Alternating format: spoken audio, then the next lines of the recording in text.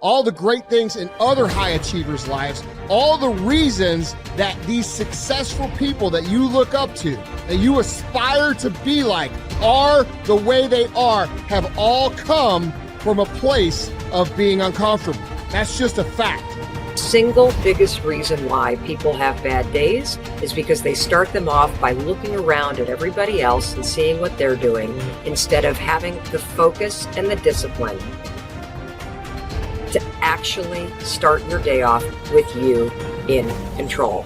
Because everywhere I look and everywhere I see in today's society, everybody's doing everything they can to be more comfortable.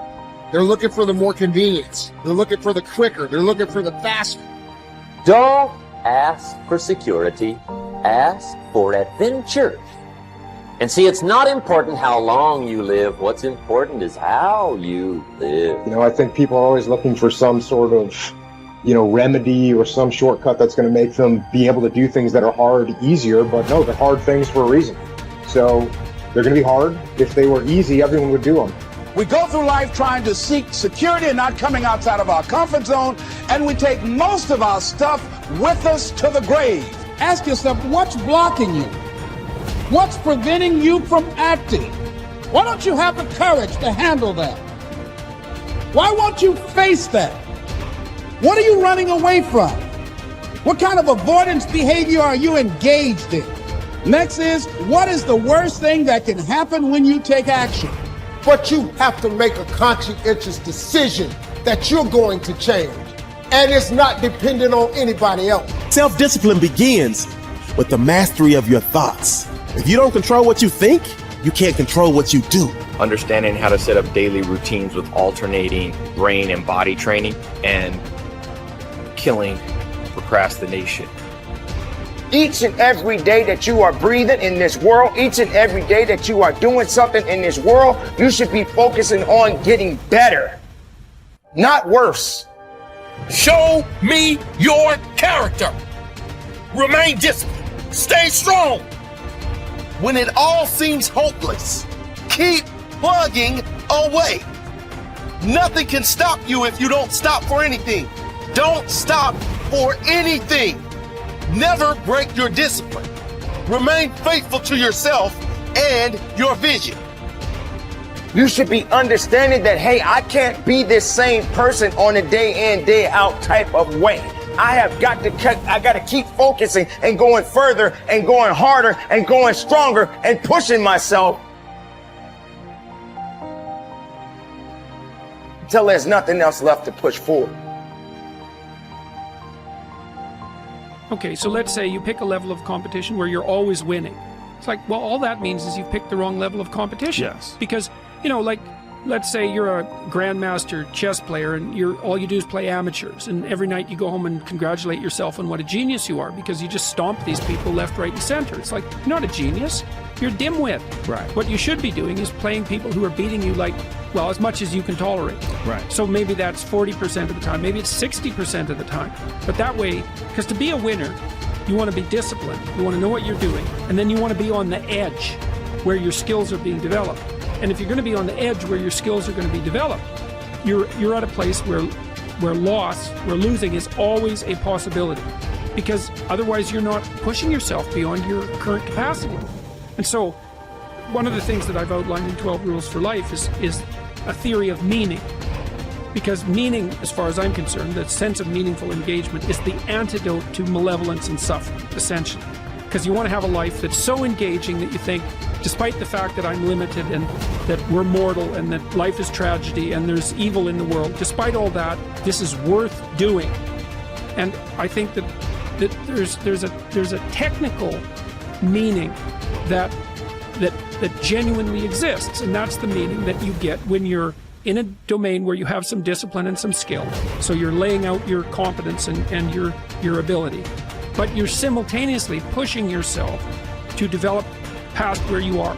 That's really engrossing. What that is doing is expanding your competence. And so life is suffering and betrayal in many senses of the word. But you can adopt a way of traversing through life that is more powerful than the tragedy and the malevolence. It is hard to have the success you want. It's hard to have a jet and freedom and extra houses. And it takes hard work and it takes time. And there's no shortcut. I don't care what anybody thinks. There's no shortcut. Maybe you could have bought Dogecoin and you got lucky. That is the rarest thing in the history of the world. Ed and I would bet we agree. I don't even know. Neither one of us probably invested in crypto when all of our friends said to, because we didn't know it, we didn't feel it, and we missed it. So I'm so blessed if you did for you, but that's not where true wealth is made. You have to work 50% harder than you think you do. You have to get kicked in the teeth more than you think. You have to get questioned by your friends and family and look like the dreamer twice as much as you think. The people you thought were going to support you aren't. Some people are going to talk behind your back. Some friends are going to leave you, and guess what? It's worth every freaking penny. It's worth every moment, every disappointment. There was a gentleman named David Kekich. I met him. He was paralyzed from the neck down. And not always paralyzed. I think it was a jogging car accident. And he had these Kekich credos. It was like a business card that folded out. And one of his Kekich credos, to make him positive, most positive guy you ever met, couldn't move anything below his neck, one of them was, living the hard way is easy, and living the easy way is hard. So before I answer this about multiple streams of income, I think it's really important I tell you this. Living the hard way makes it easy. I could blame a lot of people. And that's the book I was reading. And I put it off on everybody else. It wasn't until I said, you know what, for me to fix this, I gotta read what the hell's wrong with David Goggins. Not blame anybody. Read my book and say, okay, I'm afraid of my shadow. How can I overcome that? Go in the military, get your ass kicked, do things you hate to do, be uncomfortable every day of your life. Roger that. I'm not the smartest kid in the world. Okay. Instead of somebody saying, oh no, you're smart. No, don't say that to yourself. I said to myself, no, I'm a dumb motherfucker. Okay, roger that. How you get smarter? Educate yourself. So the things that we run from the truth. We're running from the truth, man. So the only way I became successful was going towards the truth. As painful and as brutal as it is, it changed me. It allowed me to become, in my own right, who I am today. If you do what other successful people do over and over again, nothing can stop you from eventually enjoying the same rewards that they do. But if you don't do what successful people do, nothing can help you. Success is not an accident. Sadly, failure is not an accident either. You succeed when you do what other successful people do over and over until these behaviors become a habit. Likewise, you fail if you don't do what successful people do. In either case, nature is neutral. Nature does not take sides. Nature doesn't care. What happens to you is simply a matter of law. The law of cause and effect. You can look at yourself as a machine with a default mechanism. Your default mechanism is the almost irresistible attraction of the expediency factor. In the absence of self-discipline, your default mechanism goes off automatically. This is the main cause of underachievement and the failure to realize your true potential. When you are not working deliberately, consciously, and continuously to be and have those things that constitute success for you, your default mechanism is at work. You end up doing those fun, easy, and low-value things in the short term that lead to frustration, financial worries, and failure in the long term. One of the most important requirements for success, once you have decided what it is that you want, is the quality of willingness. Successful people are willing to pay the price, whatever it is and for as long as it takes, until they achieve the results they desire. Everyone wants to be successful. Everyone wants to be healthy, happy, thin, and rich. But most people are not willing to pay the price. Occasionally, they may be willing to pay the price, but they are not willing to pay the whole price. They always hold back.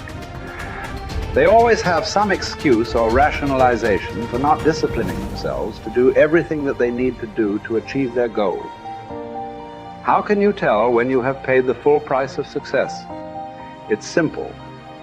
Look around you. There it is. You can always tell how much of the price of success you have paid by looking at your current lifestyle and your bank account. By the law of correspondence, Your outer world will, like a mirror, always reflect the person you are and the price you have paid on the inside.